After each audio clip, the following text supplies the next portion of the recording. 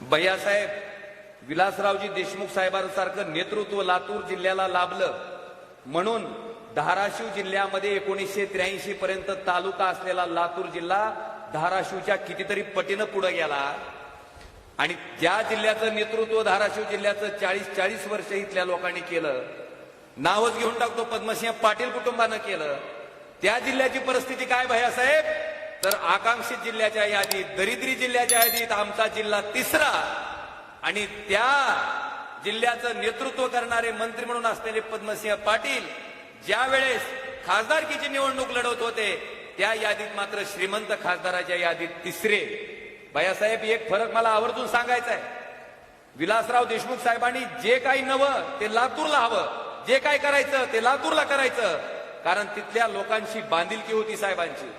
आमच्याकडे सुद्धा 83 ला मेडिकल कॉलेज मंजूर झालं धाराशिवचं. कुठं गेलं हो? कुठं गेलं? बघा आता मुंबई काय आदिवासी भाग आहे का? नेरूळ मतदान टाकणार ही दवाखान्याची आवश्यकता ह्या लोकांची, मेडिकलसाठी ऍडमिशन शेतकऱ्याच्या पोरासाठी आवश्यक आहे, पण कॉलेज गेलं कुठं? नेरूळ. भैया ही आमची शोकांतिका. नेरूळला नेलं ते नेलं. कॉलेज भैयासाहेब शासनाच्या मालकीचं नाही ठेवलं, स्वतःची पब्लिक चॅरिटेबल ट्रस्ट काढली भैयासाहेब आणि स्वतःच्या ट्रस्टच्या मालकीचं त्या ठिकाणी मेडिकल कॉलेज केलं गेलं. माझं या सभेच्या माध्यमातून जाहीर आव्हान आहे की तुम्ही 1983-84 नंतर आज 2024 उजाडलंय, एका तरी सामान्य गरीब शेतकऱ्याच्या पोराला डॉक्टर केलेलं फुकट दाखवा.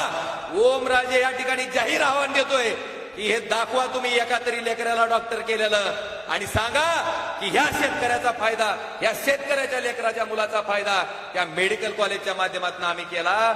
भैया एक सुद्धा उदाहरण नाही. आम्हाला काय सांगतेत? आम्हाला सांगतेत की आम्ही हिथून पेशंट घेऊन जाऊन इलाज करतो. आणि कशी इलाज करतो? मोफत. भैयासाहेब ही मोफत इलाजाची पण माहिती मी काढली, माहितीच्या अधिकारातच काढली. तेरणा स्पेशालिटी हॉस्पिटल आणि रिसर्च सेंटर, महात्मा फुले जन आरोग्य योजना आहे आपल्याकडे, माहिती आहे का? जर ही योजना त्या दवाखान्याला लागू असेल तर इलाज दवाखाना करतोय, बिल कुणाकडून घेतोय? शासनाकडून. भैया या हॉस्पिटलला 2012 पासून ही योजना लागू आहे. 2012 मध्ये 24 पेशंटवर 25 प्रकारच्या शस्त्रक्रिया करून 2,50,750 इतके पैसे शासनाकडनं त्या ठिकाणी घेतले गेले तेरणा हॉस्पिटलला. आता गंमत खरी पुढे आहे भैया. 2013 मध्ये 16 पेशंटवर 138 प्रकारच्या शस्त्रक्रिया. गंमत बघा. आता तुम्ही वैद्यकीय शिक्षण मंत्री होता, 16 पेशंटचं 138 वेळेस काय खोल फिटिंग केलंय? खरंच ती 16 पेशंट इथं आणून दाखवणं गरजेचं आहे की त्या आहेत का नीट, म्हणजे सगळं जागच्या जागेवर आहे का? आणि भैयासाहेब 10,13,500 इतकी रक्कम त्या ठिकाणी शासनाकडनं क्लेम केली गेली. 2014ला त्याचाच कित्ता गिरवलाय. पवार साहेब 9 पेशंटवर 80 प्रकारच्या शस्त्रक्रिया. काय गंमत आहे बघा. तरी राहिला असेल का माणूस जागेवर? आणि त्याच्यासाठी 11,32,500 इतकी रक्कम. हे असंच सगळं 2023 पर्यंत काढलं तर डॉक्टर पद्मसिंह पाटील, राणा पाटील आणि अर्चना पाटील यांच्या मेडिकल हॉस्पिटलनं नेरूळच्या 18,23,71,248 रुपये शासनाकडून घेतलेत. आणि हे आपल्याला उपकाराची भाषा करतात की तुला फुकट तपासलं. तपासलं का? शासनाचा पैसा म्हणजे कुणाचा आहे शेवटी?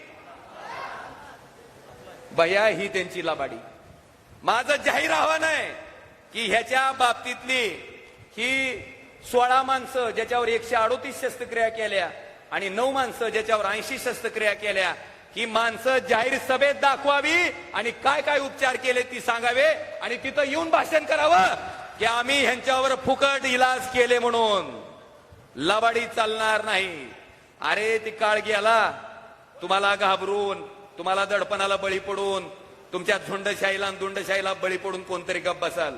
आता तुमच्या ह्या अन्यायाच्या विरुद्ध पेटून उठणारं नेतृत्व ह्या जनसामान्य जनतेनं तयार केलंय. तुमची प्रत्येक गोष्ट आता पुराव्यासहित उघड केल्याशिवाय हा ओमराजे गप्प बसणार नाही, हे सुद्धा मला आवर्जून या ठिकाणी सांगायचं.